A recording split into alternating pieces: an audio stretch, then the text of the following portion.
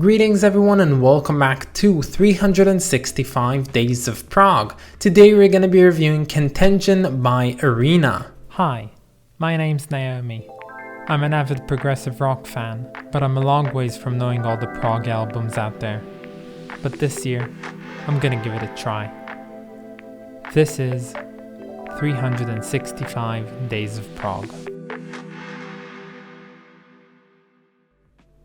You guys remember Arena because we already reviewed them on this channel with a lovely album called Pepper's Ghost, but we'll get into all of that in a second. Here's a quick favorite bits section and I'll come back to you later.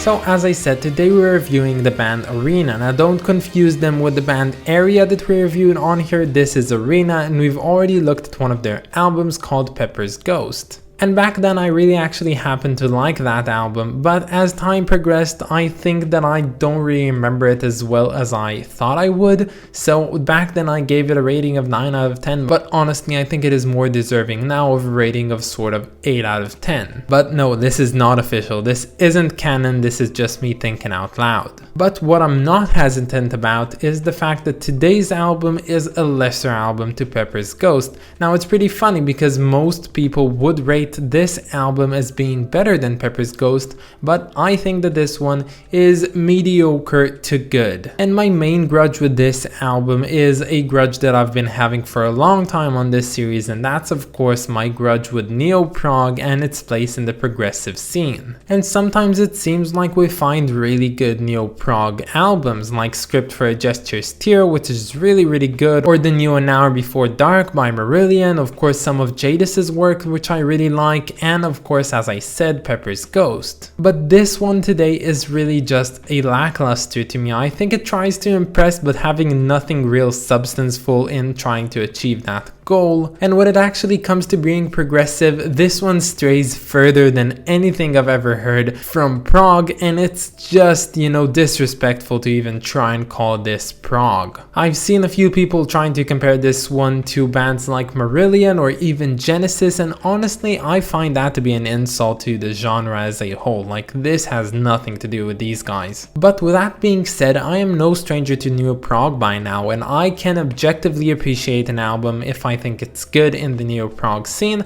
and this one, yes, to those of you who like neo-prog, I totally get why you really love this one. This one has all the classic tropes of neo-prog, it basically does everything right in that regard. I just really don't happen to like it. And yeah, the funny thing is, this one is rated better than Pepper's Ghost, but I would rate them accordingly, you know, oppositely, because I am not a neo-prog fan. But of course most people that go ahead and listen to these types of things really like them, and thus I would understand why they gave Contagion a higher rating than Pepper's Ghost. But one of the things that I objectively didn't like about this album is the way that it divided its songs. On paper, this album has 16 separate tracks, but going ahead and actually listening to them, you'd notice that there's actually more like about 6. Tracks on here are just cut in the middle for no real apparent reason. I really don't like how they cut the songs on here. Whenever there's a mood shift in the middle of the song, instead of just remaining as one song and continuing on,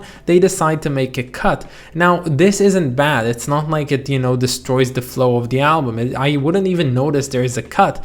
But the thing is, why do you have to do one? Why can you not accept the fact that a song can have mood shifts in the middle? It's everything that progressive music stands to be, but as we all know, neo-prog tries and do things differently and in a way that I do not appreciate. So for example, when a song goes into a calmer section, it has to do a cut, and whenever the drums kick back in, it has to do a different cut into a new song, and whenever an instrumental begins, instead of calling it a solo and, you know, praising that, you just cut it to a new song, and thus you find that there's a lot of really short songs and most of them are really lacklusters and only a few of them are really interesting.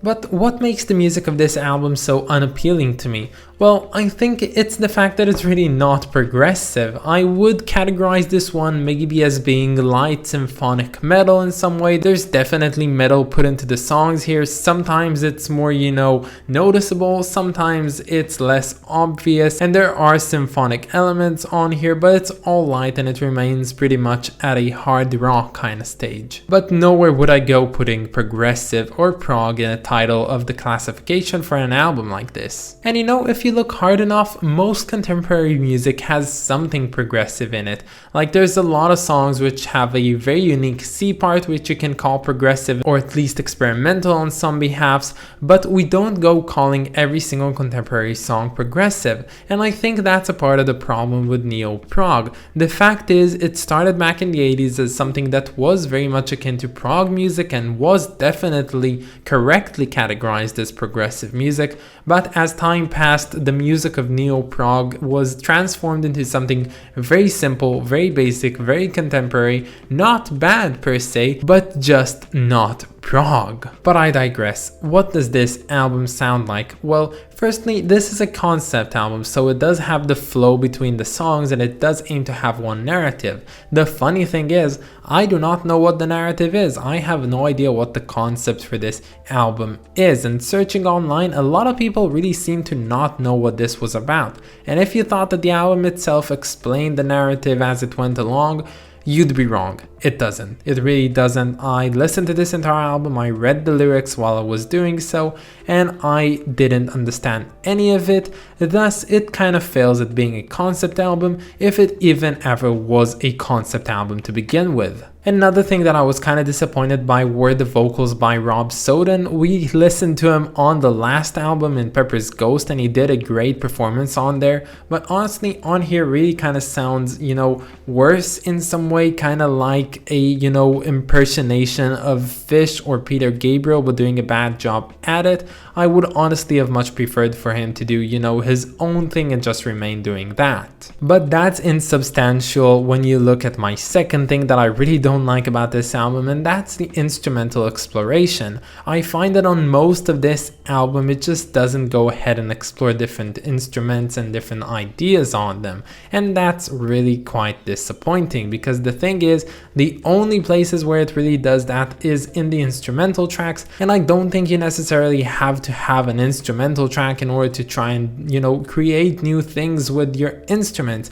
You can definitely do that in a regular track and it would work pretty well, but they just didn't go and take that route, and I don't like that at all. And there are some nice moments on this album, but I'd have to put the emphasis on that word, moments. There are only certain moments on here which are, pretty nice, and as you've seen from my favorite bits, I don't really have a lot of them because honestly there's not a lot of moments on here which I really liked, and don't think that I wasn't really paying any attention for this album. I listened to it in its entirety, I rated it, I reviewed it as I went along, but nothing very interesting came up while I was listening to it. And the disappointing thing is that when there's a nice moment like that, it just disappears in a blink of an eye and leaving you hanging, not really knowing if another nice moment like that would ever come. But god, I don't want to do another rant video about neo-prog. This has been too bad, and honestly there are some good neo-prog albums that I listen to on here, so it's really kind of 50-50. Sometimes we get a good neo-prog album and sometimes we get Contagion by Arena. So I'll conclude this with saying that this is a fantastic neo-prog album, but I just happen to not like neo-prog.